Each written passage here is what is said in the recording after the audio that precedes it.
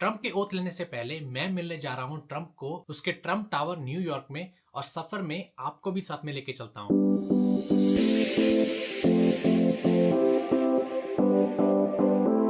Recently घर लिया है तो इसलिए गरीब मैं हो चुका हूँ। तो इस ट्रिप के लिए मेरे पास सिर्फ और सिर्फ बजट है 200 कनेडियन डॉलर, जो कि यूएसडी में 140 होते हैं।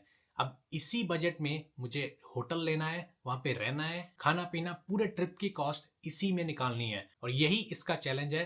तो देखते हैं कि ये बजट फ्रेंडली ट्रिप कहाँ तक जाती है। अब फ्लाइट की टिकट तो बजट में है नहीं, इसलिए मैं ये रोड ट्रिप कर रहा हूँ टोरंटो से लेकर न्यूयॉर्क तक। इस ट्रिप की फुल वीडियो में मैं यूट्यूब पर डाल दूंगा, बट ट्राई करूंगा कि छोटी छोटी रील्स भी मैं इंस्टा पे अपलोड करता रहूं। टोरंटो से न्यूयॉर्क अराउंड 750 किलोमीटर और 8 घंटे की ड्राइव है। अब इतनी लंबी ड्राइव है तो इसलिए मैंने डिसाइड किया कि 2 लोगों को और साथ में लेके चलता हूँ।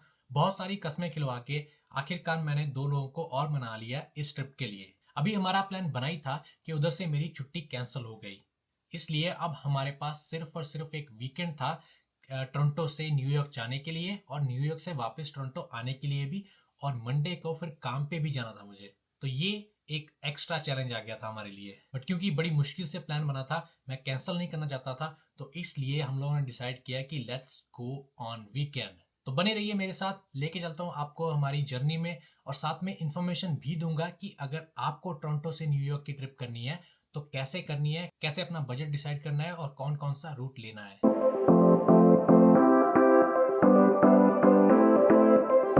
डे 1 सैटरडे सुबह हम लोग 5 साढ़े 5 बजे निकल गए हैं। आप लोगों को भी यही सजेस्ट करूंगा कि अगर आप ये रोड ट्रिप कर रहे हो तो ट्राई करिए सुबह जल्दी निकलने का।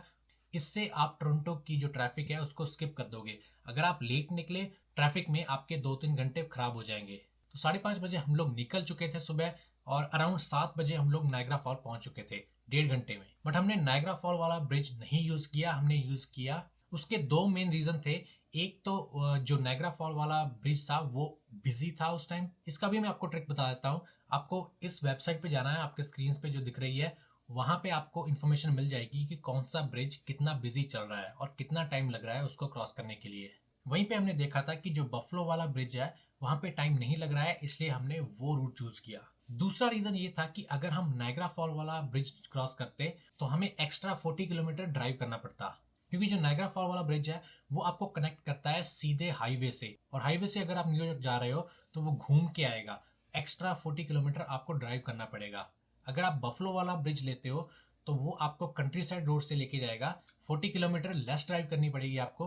बट मज़ेदार बात यह है कि उस टाइम पे दोनों रास्ते सेम टाइम दिखा रहे थे, पॉसिबली बिकॉज हम लोग सुबह जल्दी निकले थे, तो सुबह कंट्री साइड रोड भी खाली पड़ा था। बॉर्डर में उन्होंने पूछा कि आप कहाँ जा रहे हो, क्यों जा रहे हो, कितने दिन में वापस आओगे, और हमारे पासपोर्ट ले लिए।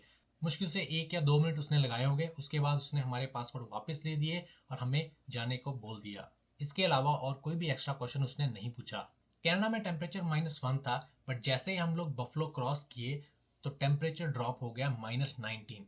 ये देख के हम बिल्कुल शॉक रह गए। अराउंड स्ट्राइकर्स विलेज नाम के एक शहर में पहुंचते ही हमें ये नज़ारा दिखा।